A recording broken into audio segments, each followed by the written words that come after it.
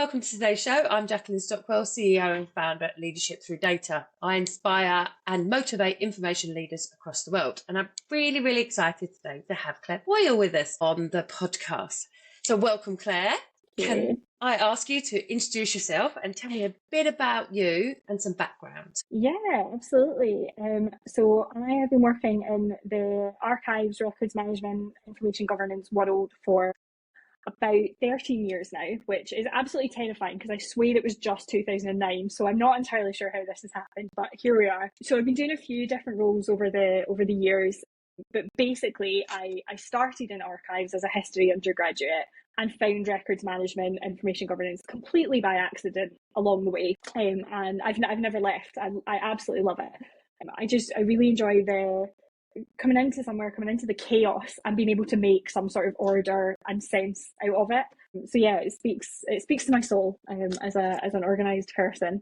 So I did my MLit in archives and records management from the University of Dundee, where I now tutor one of the records management modules. I am an accredited member of the IRMS, and I'm currently a group information management lead at SSE, which is an energy company for those that don't know it. So I am responsible for developing best practice, standards and guidance for all of the different businesses that fall under the SSE umbrella and kind of supporting them to meet their goals. Beautiful. So yeah, potted history of Claire. Amazing. And then tell me what you do in your spare time. What do I do in my spare time? Not very much. I read a lot. I am a voracious reader. I will go through a book a day left to my own devices, and I have a Labrador which gets me out and about quite a lot. She is not content to sit inside, so I spend a lot of my time out walking about, catering to her every demand and need. Oh, beautiful. They're always good for the soul, aren't they? And walking's really good exercise for us. So brilliant. So today we'll kind of chat about how because the way you described your job role, you have to do a lot of influence and selling back to the business. Can you describe the challenges that you face in influencing different teams within your organisation to standardise practices across them? Yeah, absolutely. I think so definitely the biggest challenge that I face at SSE is just the sheer scale of the organisation. It's by far the biggest organisation I've ever worked for before. There's about 10,000 staff and 8 different, we call them business units, but they're essentially 8 different businesses that kind of sit under the same umbrella. They've all got their own goals, their own priorities, their own ways of working. So even to get to the point where I can start influencing the right people is a challenge because I need to find them. I need to work out kind of who they are. Even once I've found them, every business unit is different in terms of the way they work, the technology they use, the maturity levels of information management. So even once I've found those people, it's essentially like learning a whole new business each time. Yeah, I essentially work for 8 businesses all at the same time. So yeah, it is challenging. And a lot of the sort of business practices and stuff, the organisation's been going for over 30 years, I think. So there's a lot of sort of organic business processes that have been in place for a long time. So kind of trying to introduce that change as well can sometimes be quite challenging. And as well as that, I was going to use the word authority, but the word authority isn't quite right. I don't have the ability to kind of go in and say, you must do it this way. Mm-hmm. What I've got to do is go in and kind of say, we're suggesting doing it this way. Here's all the reasons why you should come on board, to kind of promote everyone traveling in the same direction. And so it's selling, it's kind of promoting, advocating, convincing people that this is the best way to do it. So yeah, all of those things combined make for a very, very challenging environment. And how do you convince and influence? That's a good question. I think my sort of biggest strategy, my favourite strategy, is to make sure people know who I am, to make myself known to the organisation. Because if I want people to engage with me meaningfully in any sort of way, they have to know my face, they have to know my name, they also have to understand what I do. And it's much easier to explain that to somebody when you've got a sort of personal connection with them. You're not just some random person that works somewhere in the organisation that you never speak to that has come along to tell you you're going to have to do X, Y, and Z. So yeah, I think getting yourself out there and being friendly and approachable and helpful. And it sounds really simple, but I think, and you've probably come across this yourself, information governance people, particularly where data protection and information security are involved, we're seen as the bad guys, the people that are going to tell you no, that are going to come in and say, you've got to change everything about the way you work. You're doing it wrong. You're not doing it right. We're going to turn your life upside down. And I think it can be really easy to just kind of accept that that's what your reputation is and deal with it.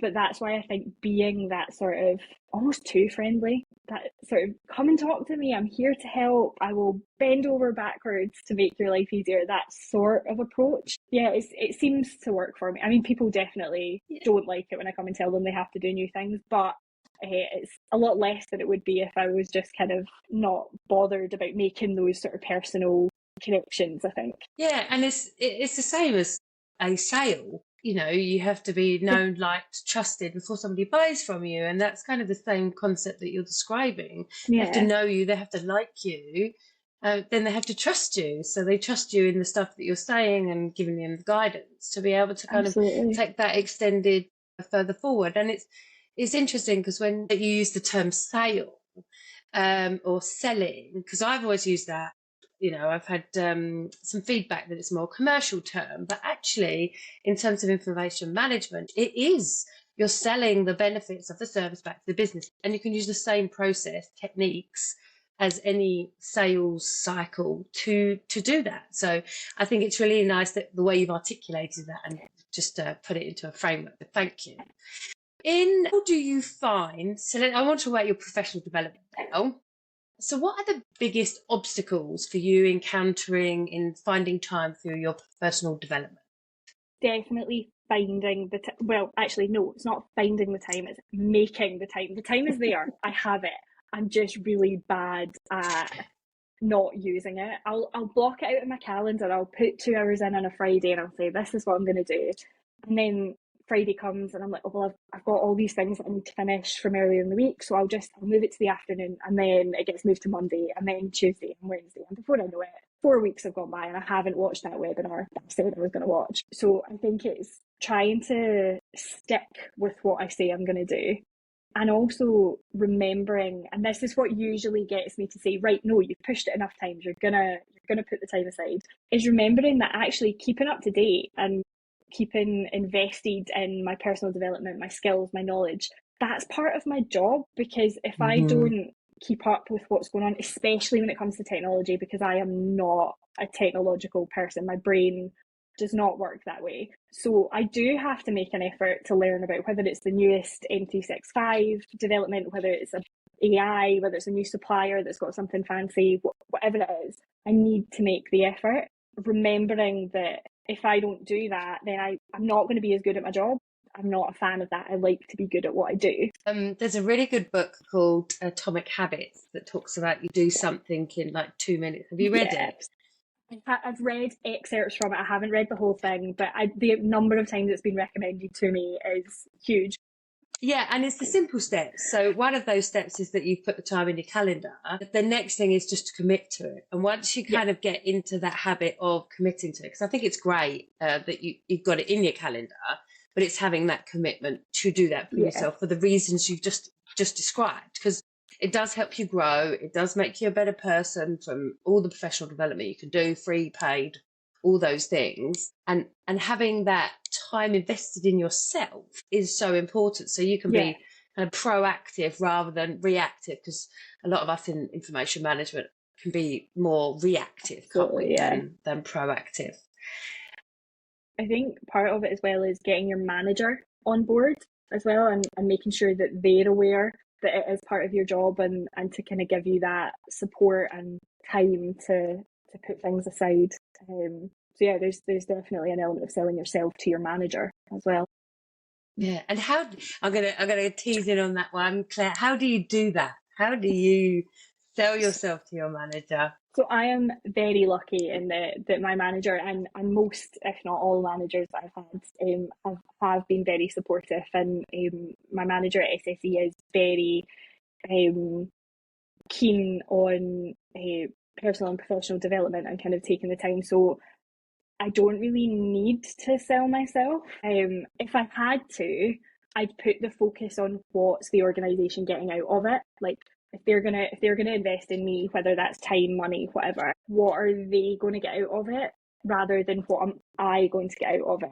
Now, ideally, if you can find something specific, like a specific work that you know you've got coming up, what will those skills, knowledge, whatever it is that you're going to learn from this thing, how will that help that specific bit of work? But I'm very lucky. My manager, she will probably listen to this as well. Hey, yeah. Great. But that's not why I'm saying it. That's not why I'm saying it. But yeah, no, she is very supportive. So I'm lucky in that regard. Good. Yeah. And that definitely helps. And for those that don't have that, there's the same sort of manager relationship. It's definitely focus on the problems, solutions, the outcomes, which is the benefits. So benefits, in one of the sales books from Alison Edgar, she says benefits. Yeah, facts tell, benefits sell, which is one of the good sayings. So something to think about for you. Yeah, I like that. Yeah, it's very good. So I want to talk about archives now.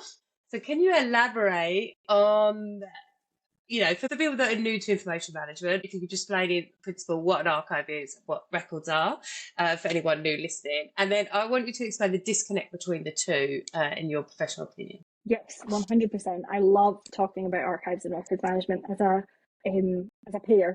Yes. So the way I see it is, archives is the historical stuff, the stuff that no longer has current business value, but is still valuable, whether that's for people studying genealogy, whether it's for people studying history, whether it's stuff to do with law, like precedents and things. There's all sorts of stuff in archives. Archives are a wealth of wonderful treasures. And I think my biggest draw to archives, so I'm going to go off on a tangent here. My biggest draw to archives is definitely what it can tell us about what society used to be like. And I think especially in current sort of global political climates, I think it's really important to remember things like that. So, yeah, archives are super important. But that's what they are. They're the historical stuff that we keep that we don't need for business value anymore, but we don't want to get rid of. And records management is the current stuff. What are we using today? What do we need today to fulfill our legal business obligations, whatever it might be? So when you're learning about archives and records management, you learn about them together. So my degree is in both. It's in archives and records management. But when you get out there into the world of work, you often find, and not all the time, because I know there are people out there that are wearing both hats and desperately trying to do both jobs, but they're often very separate. You've got your archives department over here, which will have some sort of link to heritage or something like that.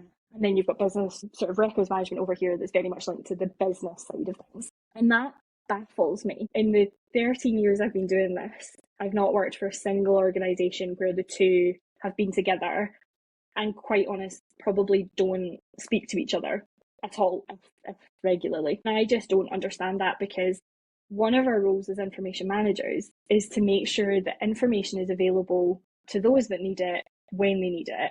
And that might be your chief executive today who needs to know X, Y, Z about your performance, but it also might be a researcher 10 years down the line, 20 years down the line, 100 years down the line, that wants to know what energy was like in 2025. So I think our role as custodians, or people that are responsible for information today, we need to be cognizant that it's going to be relevant later on.